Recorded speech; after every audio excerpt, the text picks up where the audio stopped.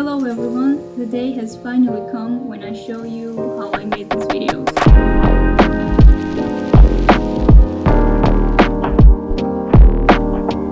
I'm using Adobe Photoshop and Premiere Pro for editing, but you can use any other application or program that allows you to work with layers and PNG files. First, we need to look for the right material. Look for the lines and repeating patterns in your photos. For example, just like in these photos. There are two techniques, so let's start with the first one, which is moving the buildings. I'm starting with this photo. I opened it in Photoshop, and all you need to do is simply cut out each floor separately. For selection, I'm using a tool that every professional loves to use, the polygonal lasso tool. Starting with the first floor, I take the lasso tool and follow the lines of the building. I click the right button on the mouse and add some feather so the selection is a little smooth. When I'm done selecting, I copy the layer by clicking Ctrl+J, and we repeat the same process on all of the floors. You can also spend more time selecting other objects like this line, or selecting the cables, or even removing them.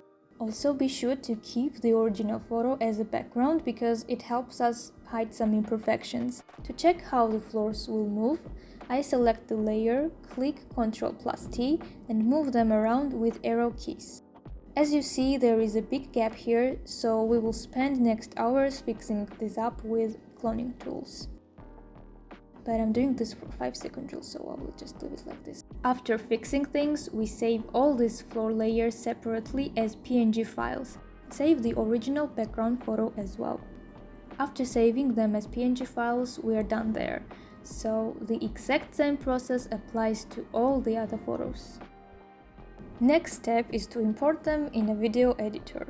I keep my sequence resolution 4K. I adjust these photos to that resolution in Effect Controls.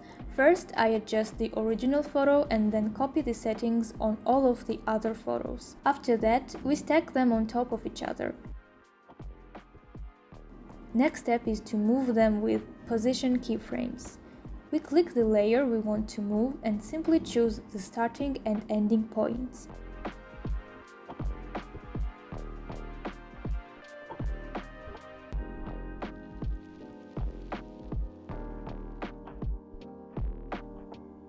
You can copy these settings on other layers if you want them to be moving the same speed.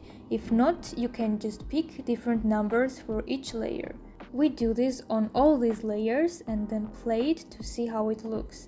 And you are done once you are happy with how it looks. For the next photo, it's a little harder because it's tilted, it has some perspective. So we are going to need to use the scale keyframes as well. Here we are also choosing the starting and ending points, and after some time of figuring out the right positioning and scaling, we are done here as well.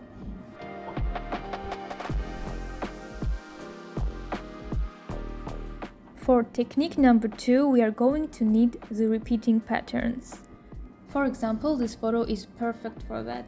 I open it in Photoshop and then I also create a new document and make it 4K resolution. And then I'm putting this photo on this new file.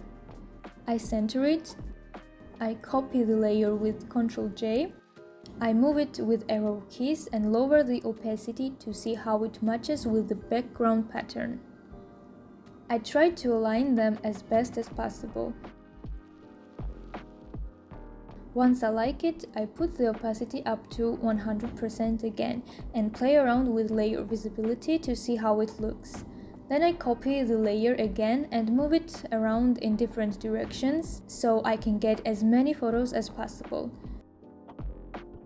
And after I'm done, I'm saving the layer separately. On the second photo, I wanted to do the same, but as you see, there was too much of a distortion, so it didn't work this way. So I had an idea to rotate it, and I did the same process of copying and aligning layers, and it worked better this way. Next step is to put these photos into Premiere Pro. As there is such a little amount of the photos, it's super short, so I select and copy them many times.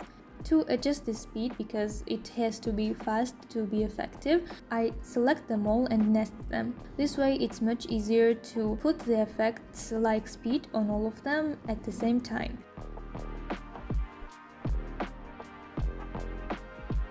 Once I like how it looks, it's done. And this is how they look in the end. This is all you needed to know. The rest is about experimenting with different patterns and different shapes. This is my first time doing this kind of a video, so don't be too harsh. I just really hope that everything was understandable, and I'll do my best to improve and teach you all something new time to time. So thank you for watching and thank you for your support, and I will try to be back with another video really soon. Bye!